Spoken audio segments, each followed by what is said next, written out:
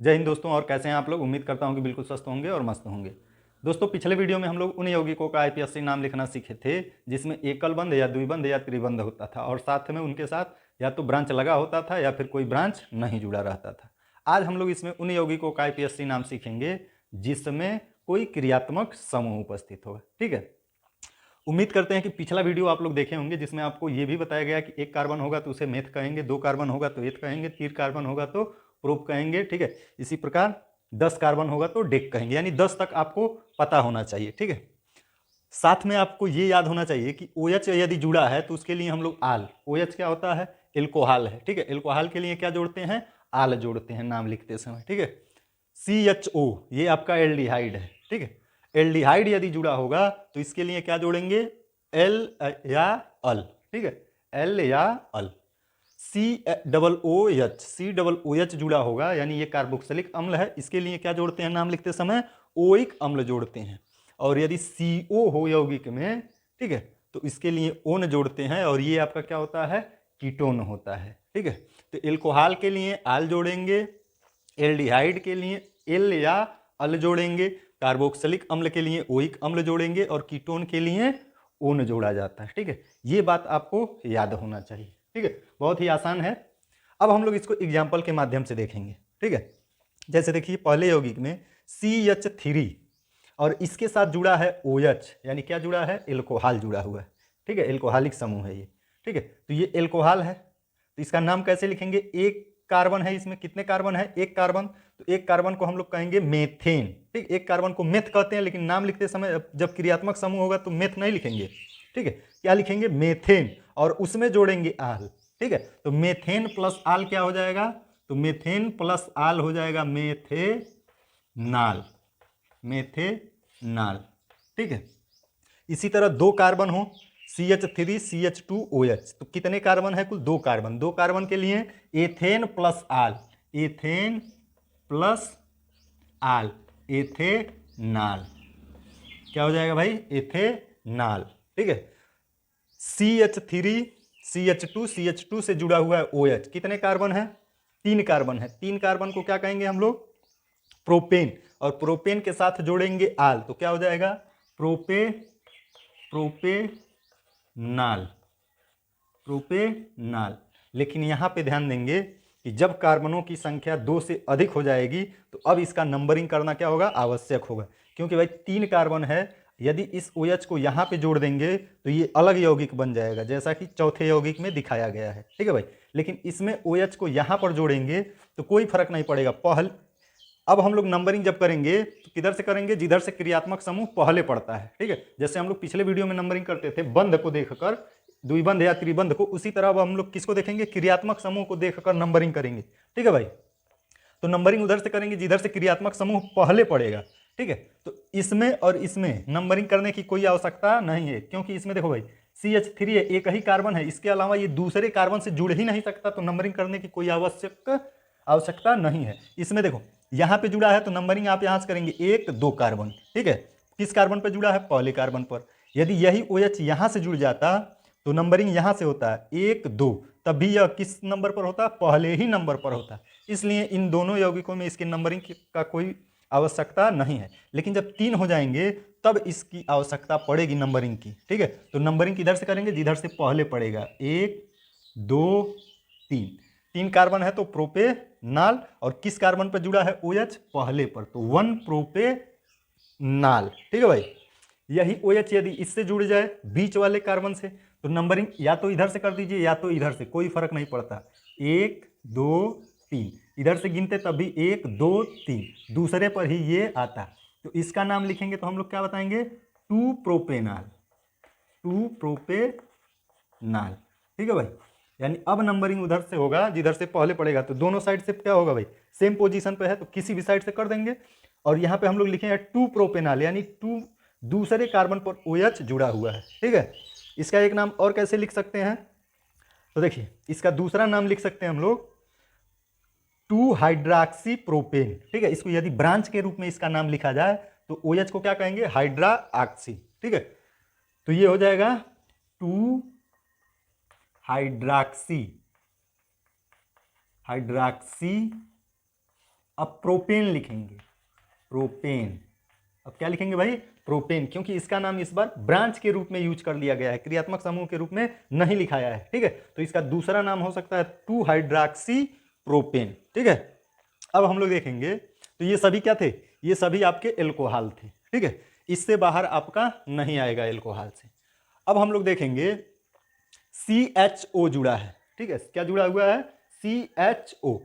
तो CHO ये क्या होता है? तो CHO एल्डिहाइड होता है, और एल्डिहाइड के लिए एल या अल जोड़ते हैं। ठीक है, और इसमें या तो यहाँ पे कोई हाइड्रोजन जुड़ेगा या फिर कोई एल्किल समूह जुड़ता है। ठीक है भाई, यही दो यौगिक ऐसे हैं, एल्डिहाइड और कार्बोक्सिलिक अम्ल, जिसमें हाइड्रोजन भी जुड़ सकता है। तो जैसे इसमें केवल H जोड़ देंगे यदि, तो ये बन जाएगा HCHO। ठीक है, इसमें यदि केवल यही CHO हो तो इसका नंबरिंग यहीं से स्टार्ट होगा, यानी इसी के कार्बन से इसकी नंबरिंग स्टार्ट होती है। तो इसमें कितने कार्बन है? एक कार्बन। एक कार्बन के लिए क्या लिखेंगे हम लोग? मेथेन। और क्या जोड़ेंगे उसमें? एल जोड़ दें या अल जोड़ दें, यानी इसका नाम हम लोग लिखेंगे तो लिखेंगे मेथेनेल लिख दें या नल लिख दें? मेथेनेल लिख दें या फिर मेथेनल लिखें, बात बराबर है, दोनों सही होगा। अब इसमें देखिए CH3 जोड़ दिया है। क्या जोड़ दिया है यहाँ पे? CH3। कितने कार्बन है? एक, दो कार्बन है, तो दो कार्बन के लिए एथेन होगा, उसमें एल जोड़ेंगे तो एथेनेल,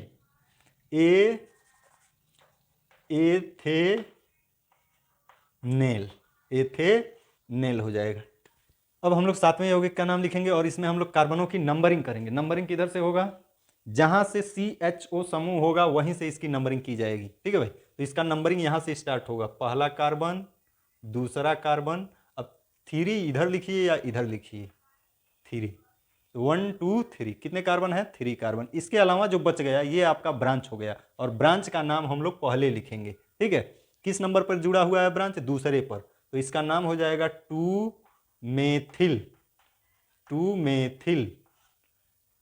CH3 क्या है? मेथिल है ना, तो इसका नाम हो जाएगा 2 मेथिल। और 3 कार्बन है तो लिखेंगे हम लोग प्रोपेन, और उसमें जोड़ेंगे अल, तो हो जाएगा प्रोपेनल। लेकिन 1 प्रोपेनल या 1 प्रोपेनेल, क्योंकि पहले ही कार्बन पर आपका CHO है, तो 1, 3 कार्बन के कारण प्रोपेन, और इसमें जोड़ दिए एल, तो प्रोपेनेल, 1 प्रोपेनेल हो जाएगा इसका नाम। अब हम लोग देखेंगे कि COOH क्रियात्मक समूह कौन सा है? कार्बोक्सिलिक अम्ल। ठीक है, तो इसमें यदि कोई हाइड्रोजन जोड़ दें तो ये यौगिक बन जाएगा आपका HCOOH। ठीक है, इसके नाम में कैसे हम लोग लिखेंगे? तो देखिए एक कार्बन है तो एक कार्बन के लिए मेथेन, और क्या जोड़ेंगे? ओइक अम्ल। तो मेथेन प्लस ओइक अम्ल यानी हो जाएगा मेथेनोइक अम्ल। मेथेनोइक अम्ल, क्या नाम होगा भाई? मेथेनोइक अम्ल। ठीक है, यदि CH3 जोड़ दे, COOH में क्या जोड़ दे? CH3, तो कितने कार्बन हो जाएंगे? 1 2 कार्बन है कुल, तो एथेन होगा, और उसमें जोड़ेंगे एथेन में ओइक अम्ल, यानी इसका नाम हो जाएगा एथेनोइक अम्ल। एथेनोइक अम्ल, एथेनोइक अम्ल। ठीक है, अब देखिए यहां पे आपके 4 कार्बन है पूरे यौगिक में। नंबरिंग कहां से शुरू होगा? जहां से COOH होगा, यानी इसी के कार्बन से नंबरिंग होगा। तो ये पहला कार्बन होगा, ये दूसरा होगा, अब तीसरा इसको लिखिए या इसको लिखिए, तो हम लोग इसको लिख ले रहे हैं, तीसरा कार्बन। जो बच गया वह क्या कहलाएगा? ब्रांच कहलाएगा। ब्रांच का नाम सबसे पहले लिखा जाता है। ठीक है, तो ये ब्रांच है, इसका नाम हम लोग पहले लिखेंगे, तो इसका नाम क्या होगा? मेथिल। और कौन सा मेथिल? 2 मेथिल। भाई दूसरे कार्बन पर है ये ना, तो 2 मेथिल। और कितने कार्बन है कुल? 3 कार्बन। 3 कार्बन के लिए प्रोपेन, और उसमें क्या जोड़ेंगे? ओइक अम्ल, तो प्रोपेनोइक अम्ल। ठीक है भाई, अब यहां पे हम लोग देखेंगे कि ये है आपका CHO, और जब कीटोन क्रियात्मक समूह होगा तो उस कीटोन के दोनों तरफ से, यानी CO के दोनों तरफ एल्किल समूह जुड़ा होगा, किसी भी तरह हाइड्रोजन नहीं जुड़ सकता। ठीक है, तो ये CO है, इस साइड भी आपका CH3 जुड़ा है, इस साइड भी CH3 जुड़ा हुआ है। कुल कितने कार्बन है इसमें, तो 1 2 3, 3 कार्बन है तो क्या कहेंगे, प्रोपेन, प्रोपेन।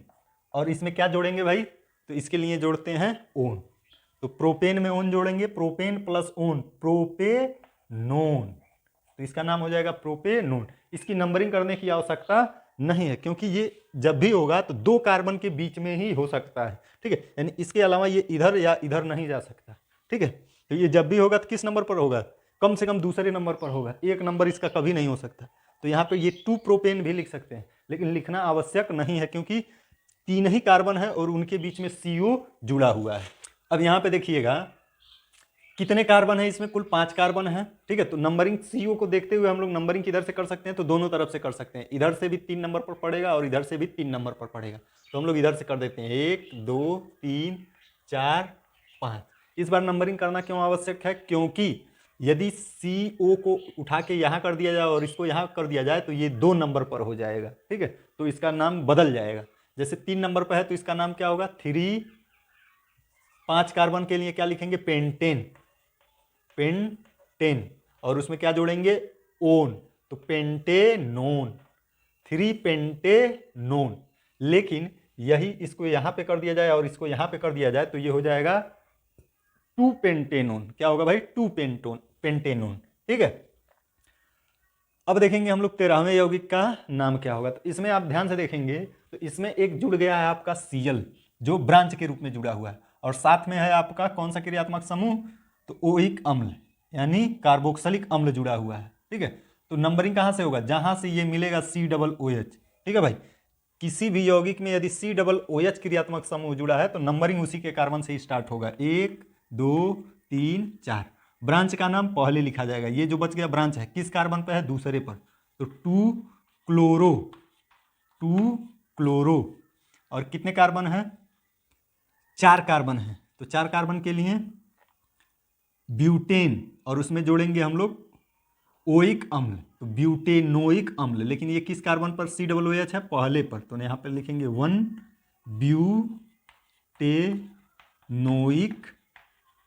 ब्यूटेनोइक अम्ल, ठीक है भाई, 1 ब्यूटेनोइक अम्ल, यानी पूरा नाम इसका क्या होगा, 2 क्लोरो 1 ब्यूटेनोइक अम्ल।